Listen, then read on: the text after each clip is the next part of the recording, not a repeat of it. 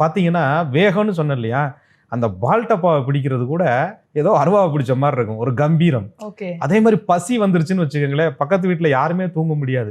பால் டப்பாவை கொண்டு போய் கையில் கொடுக்குற வரையும் தலைவர் தூங்கவே மாட்டார். அப்படிங்கிற மாதிரி அந்த ஒரு சவுண்டு, அந்த மியூசிக்கு, எப்போ பார்த்தாலும் கூட ஆட்கள் இருந்துக்கிட்டே இருக்கணும். எல்லாரும் வந்து ஆட்கள் இல்லைன்னா தூங்குவாங்க. நம்ம ஆளுங்க எப்படின்னு கேட்டிங்கன்னா, யாராவது ஒருத்தர் பேசிக்கிட்டே இருக்கணும், நடந்துக்கிட்டே இருக்கணும், டக்குன்னு தூங்கிடுவாங்க.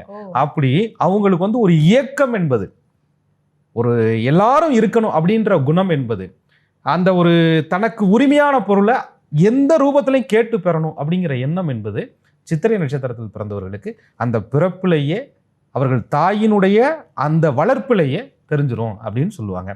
இதே செவ்வாய் வந்து கொஞ்சம் எதிர் துருவமாக இருக்கிறாருன்னு வச்சுக்கோங்களேன், கொஞ்சம் காயங்கள் படுறது, முரட்டு சுபாவமாக நடந்துக்கிறது, கீழே மேலே விழுகிறது, மேலே ஏறி குதிக்கிறது, இது எல்லா சேட்டைகளும் இவங்க வந்து ரொம்ப சூப்பராக பண்ணுவாங்க.